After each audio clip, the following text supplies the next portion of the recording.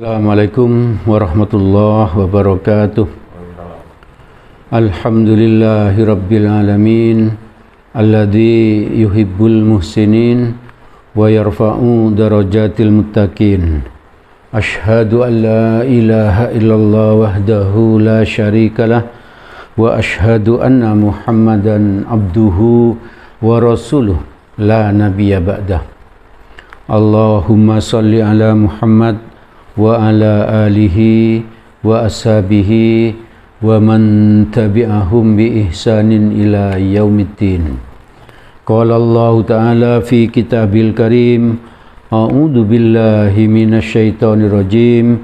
Bismillahirrahmanirrahim.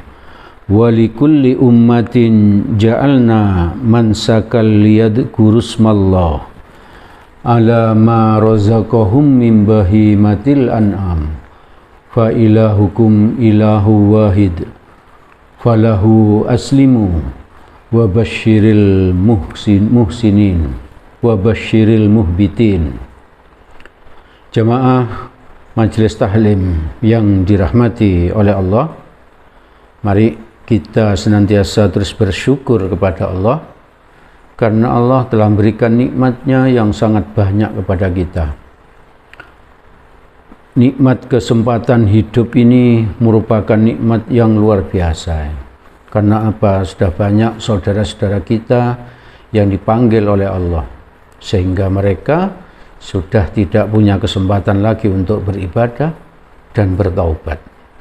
Alhamdulillah kita masih diberi kesempatan oleh Allah untuk bertaubat, untuk beribadah, menambah bekal untuk kehidupan kita setelah mati. Semoga Allah terus menolong kita agar kita menjadi hambanya yang istiqomah taat kepadanya hingga kelak kita dicabut nyawa. Semoga dalam keadaan husnul khotimah. Amin. Jemaah yang dirahmati oleh Allah, di kesempatan sebelumnya saya sudah menyampaikan bahwa menurut hadis riwayat Bukhari dari Ibnu Abbas radhiyallahu an, saya singkat saja bahwa menurut Nabi tidak ada amalan yang lebih utama yang dilakukan oleh seorang hamba dibandingkan amalan pada 10 hari pertama bulan Zulhijjah, termasuk jihad, katanya Nabi, termasuk jihad tidak lebih utama dibandingkan amalan di 10 hari pertama bulan Zulhijjah itu, kecuali orang yang berjihad dan meninggal dunia. Maka di kesempatan yang lalu sudah kita sampaikan 3 amalan yang bisa kita lakukan di tanggal-tanggal itu, yaitu yang pertama, perbanyak zikrullah, khususnya yang disuruh Nabi, yaitu la ilaha illallah, lalu Allahu Akbar, dan yang ketiga alhamdulillah. Jadi 3 itu ya. Kalau memang 3 itu sudah cukup banyak, diselingi yang lain dengan sholawat, insya Allah tidak ada masalah. Tapi perbanyak yang 3 ini ya. Karena disuruh oleh Nabi di 10 hari pertama bulan Zulhijjah. Insya Allah bulan Zulhijjah ini sebentar lagi ya. Di bulan Zulhijjah itu ada apa? Ada puasa Arafah, ada ibadah haji, ada ibadah kurban ya. Itu setidaknya seperti itu. Lalu yang kedua, berhaji bagi yang mampu. Yang ketiga, puasa terutama di tanggal 9 Zulhijjah yang biasa kita sebut dengan puasa Arafah. Jadi 3 hal itu sudah kami sampaikan di sebelumnya. Maka pada kesempatan kali ini kita lanjutkan dengan yang keempat yang bisa kita lakukan di 10 hari pertama bulan Zulhijjah, yaitu mengumandangkan takbir. Allahu Akbar, Allahu Akbar, Allahu Akbar, dan seterusnya ya. Hadis riwayat Baihaqi dari Daruqutni ini berkata bahwa Nabi Muhammad SAW membaca takbir sesudah sholat subuh pada hari Arafah. Jadi Nabi itu bertakbir mulai tanggal 9 Zulhijjah setelah sholat subuh. Itu menurut hadis ini ya. Lalu berakhir sampai asar, sampai menjelang sholat asar itu ya, atau sampai setelah sholat asar. Hari tasyrik di hari yang terakhir. Hari tasyrik di hari terakhir. Hari tasyrik itu tanggal 11 Zulhijjah, tanggal 12 Zulhijjah, dan tanggal 13 Zulhijjah. Jadi takbir itu berakhir di tanggal 13 Zulhijjah ba'da asar ya. Setelah itu tidak ada lagi ya. Tidak ada lagi. Jamaah yang dirahmati oleh Allah, mari kita lakukan itu ya, kita bertakbir setiap kita selesai sholat ya. Setiap kita selesai sholat fardu ya, kita bertakbir seperti itu sampai mulai tanggal 9, tanggal 10, tanggal 11, tanggal 12, tanggal 13. Hari tasyrik itu 3 hari ya, 11, 12, 13 ya, sampai asar tanggal 13. Itu yang bisa kita lakukan di 10 hari pertama bulan Zulhijjah. Lalu amalan soleh di bulan Zulhijjah itu yang keempat adalah sholat id dan mendengarkan khutbah. Sholat id dan mendengarkan khutbah. Hukumnya sunnah muakkad ya. Sunnah muakkad itu berarti sunnah yang betul-betul dianjurkan ya. Yang betul-betul dianjurkan. Hanya boleh tinggal kalau ada hal-hal yang luar biasa. Misalnya sakit ya, sakit yang tidak bisa bangun misalnya. Kalau cuma sakit flu itu ya kita datang ya. Kalau sakit flu kita datang. Karena apa? Hukumnya sunnah muakkad. Hadis riwayat Bukhari dan Muslim dari Ummu Atiyah. Ummu Atiyah ini seorang sahabat perempuan.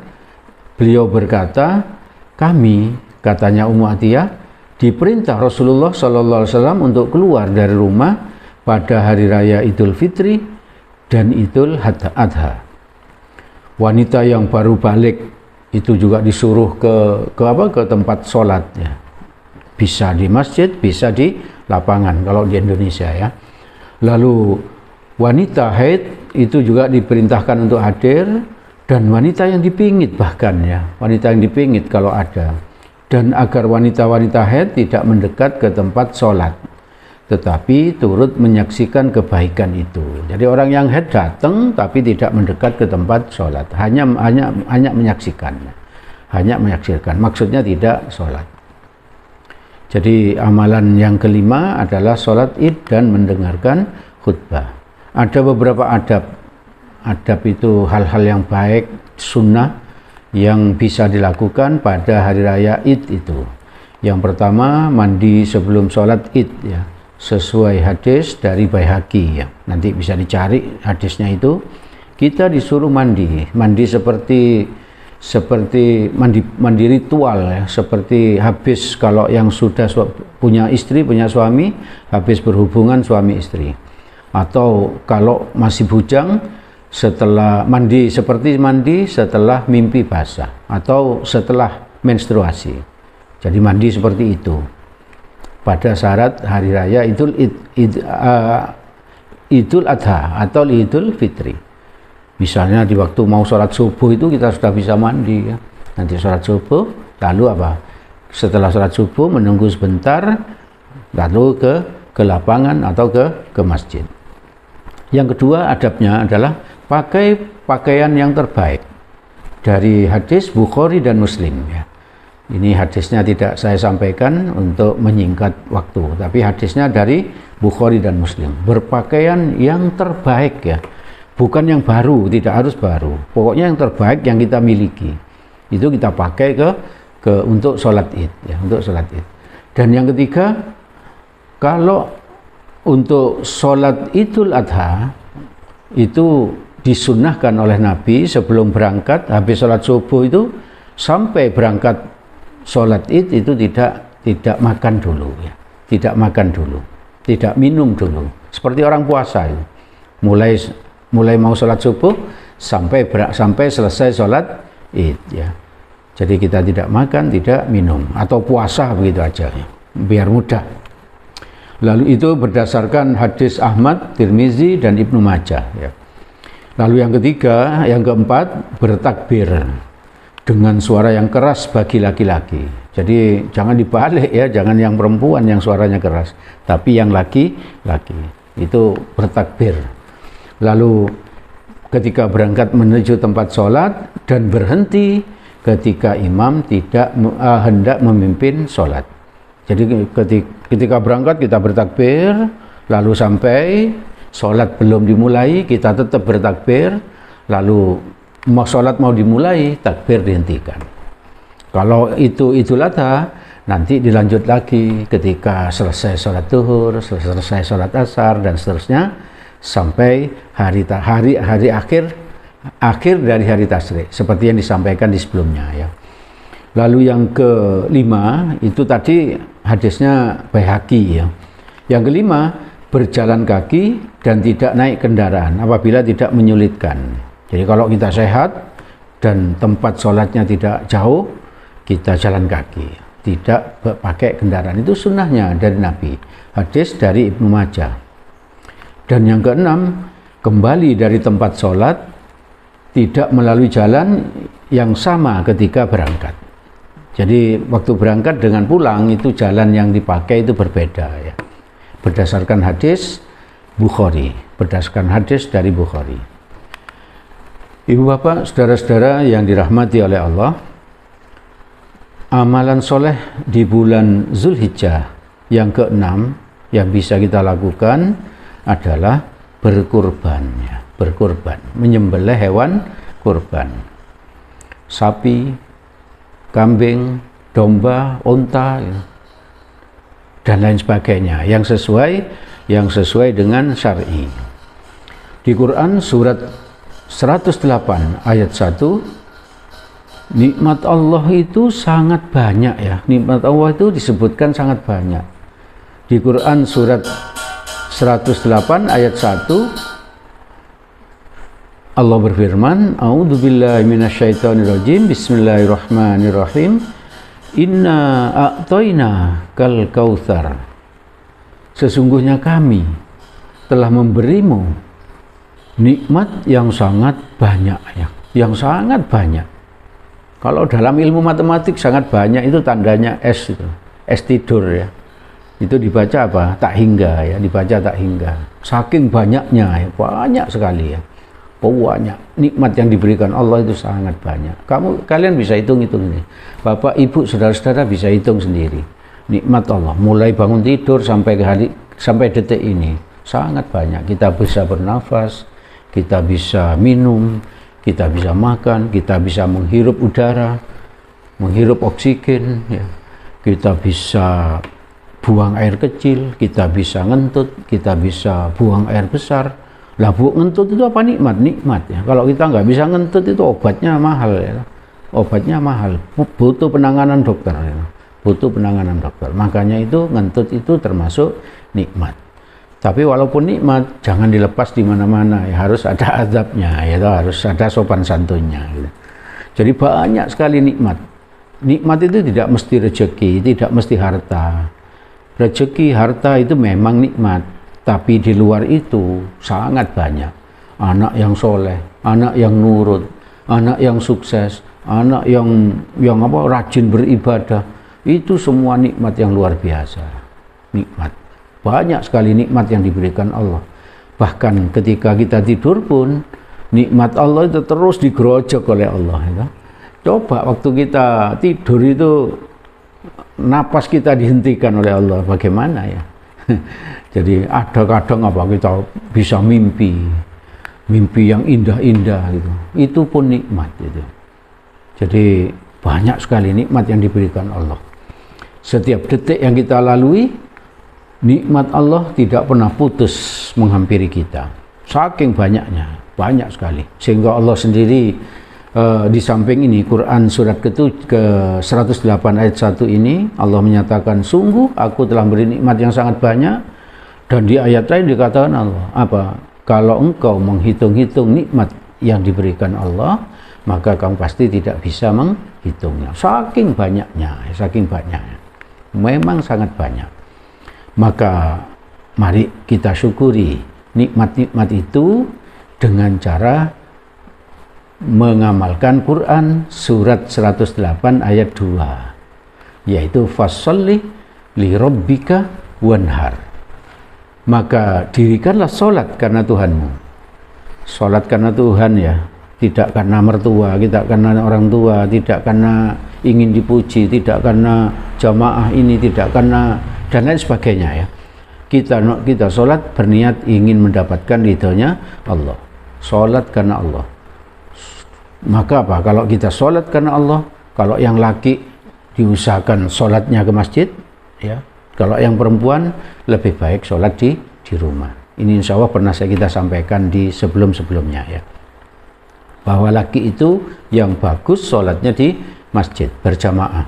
Kalau perempuan di rumah.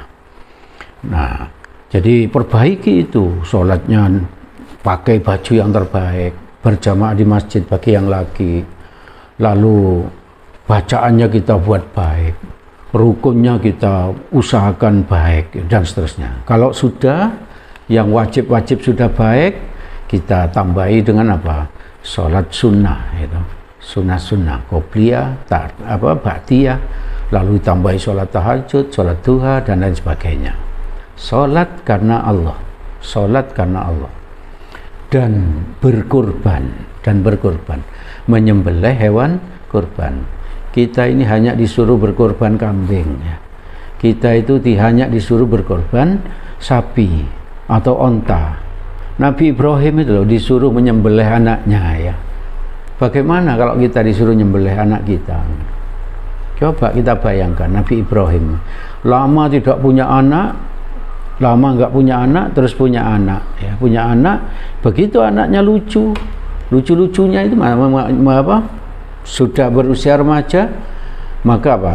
Diperintah, sembelih anakmu, kurbankan. Nabi Ibrahim langsung melakukannya. Maka Nabi Ibrahim dikatakan di Al-Quran, Nabi Ibrahim itu lulus ya. Nabi Ibrahim itu lulus. Lulus apa? Terhadap ujian-ujian Allah. Nah kita ini hanya apa? Disuruh nyembelih kambing ya, bukan anak ya, bukan anak. Kalau kita disuruh nyembelih anak, pasti kita tidak bisa ya, pasti tidak akan bisa melakukannya. Hanya kambing ya. Atau apa? Kalau memang aplikasinya dalam kehidupan sehari-hari, kita itu disuruh nyembelih apa? Sifat kikir kita ya. Sifat kikir kita itu harus kita sembelih ya. Jadi jangan sampai kita itu apa? Bakhil, kikir ya, medit itu kita sembelih semuanya ya. Kita sembelih semuanya. Itu perlambang ya, perlambang bahwa kita disuruh berkorban untuk tidak kikir, untuk tidak bakhil ya, tidak bakhil. Perhatikan kalimat yang dipakai Allah di atas, sholat karena Tuhanmu dan berkorban. Pakai kata dan, bukan atau. Kalau pakai dan itu berarti harus dua-duanya, harus dua-duanya. Kalau menurut ilmu logika matematika ya, harus dilakukan dua-duanya. Maka kalau kita sudah berkorban, kita sholat karena Allah dan berkorban, kita berhak untuk mendapatkan Quran surat ke-108 ayat 3 ini, janjinya Allah. Inna syani'aka huwal abtar. Sesungguhnya orang-orang yang membenci kamu, dialah yang terputus. Jadi persaingan bisnis, persaingan apa saja kita hadapi dengan berkorban. Kalau ingin sukses, berkorban. Kalau ingin kaya, berkorban. Dan seterusnya ya. Berkorban. Ayat ini turun berkenaan dengan orang kafir bernama As bin Wail ya. As bin Wail ini orang kafir yang luar biasa bencinya kepada Nabi ya. Ketika Nabi ditinggal wafat oleh putranya, putra Nabi itu dua ya, yang lainnya putri, yaitu Qasim dan Ibrahim. Makanya Nabi sering dipanggil apa? Abu Qasim, ayahnya Qasim. Karena apa? Anak lakinya bernama Qasim. Lalu anak laki yang kedua adalah Ibrahim. Dua-duanya meninggal di saat kecil ya.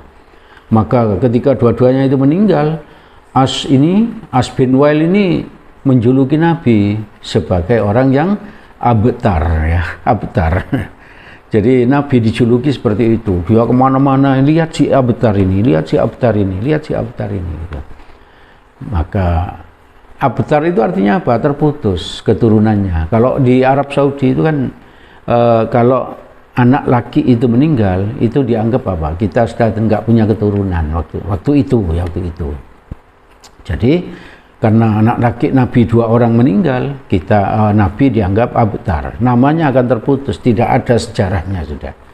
Tapi Allah menghibur dengan ini bahwa apa? Nabi termasuk kita, kalau menghadapi segala sesuatu itu tidak usah gopoh, menghadapi hinaan orang, menghadapi persaingan dengan orang untuk apa? Untuk berbisnis, tidak usah ke dukun, tidak usah kemana-mana ya. Kita apa? Sholat dengan baik karena Allah dan berkorban. Nah, setelah itu janjinya Allah ini, orang yang membencimu akan terputus ya.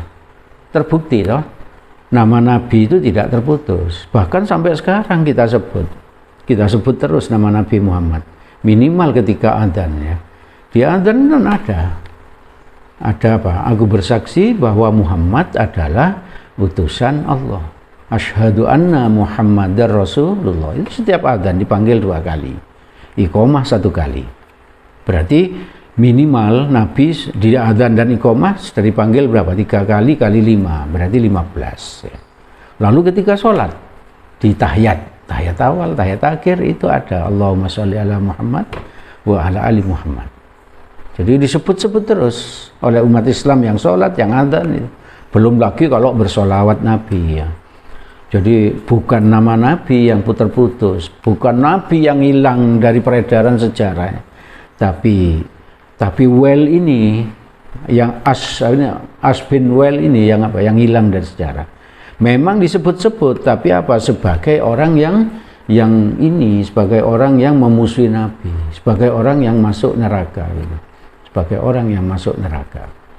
Jadi ibu bapak, saudara-saudara yang dirahmati oleh Allah, ingat-ingat bahwa tidak ada amal soleh yang dilakukan oleh seorang hamba lebih utama dibandingkan yang dilakukan di 10 hari pertama bulan Zulhijjah. Maka mari kita beramal soleh di 10 hari pertama bulan Zulhijjah itu dengan minimal 6 amalan ya. 6 amalan minimal. 1, berbanyak zikrullah. Yang kedua, berhaji bagi yang mampu. Yang ketiga, puasa hari Arafah minimal 9 di tanggal 9 Zulhijjah, mengumandangkan takbir. Terus yang kelima, sholat id dan mendengarkan khutbah. Ketika mendengarkan khutbah ini kita upayakan tidak tidur. Lalu yang keenam, berkurban. Kalau nggak bisa berkurban karena memang tidak punya uang, tapi kalau punya uang hati-hati, ada ancaman Nabi ya. Ada ancaman Nabi, yaitu apa? Jika saya lupa hadisnya, tapi gini intinya. Barang siapa tidak mau berkorban padahal dia punya uang, maka jangan mendekat ke tempat sholatku. Itu kata Nabi ya. Seolah-olah kita diusir dari masjid-masjid gitu ya. Wong punya uang kok medit gitu. Jadi orang yang punya uang tapi nggak mau berkorban, itu minimal ancamannya. Dan yang kedua, tidak mendapatkan pertolongan dari Allah tadi itu. Orang yang membencimu akan terputus, akan abtar ya, akan abtar. Berkorban. Kalau memang nggak punya uang, dibantu panitia korban. Jadi panitia korban. Kalau nggak bisa juga, maka apa? Berdoa, mendoakan orang yang berkorban agar mendapatkan ganti yang lebih baik di dunia dan di akhirat. Berdoa agar panitia korban itu bisa mengerjakan apa yang jadi kewajibannya dengan lancar dan sukses. Itu ibu bapak, saudara-saudara yang bisa kami sampaikan. Segala yang baik berasal dari Allah Subhanahu wa Ta'ala. Semoga ada manfaatnya bagi kita, dan semoga Allah menolong kita agar kita bisa mengamalkannya. Amin. Apabila ada salahnya, saya mohon maaf yang sebesar-besarnya. Mari kita tutup kajian ini dengan berdoa kafaratul majlis. Subhanakallahumma wa bihamdik, asyhadu an la ilaha illa anta, astaghfiruka wa atubu ilaik. Billahi taufik wal hidayah. Assalamualaikum warahmatullahi wabarakatuh.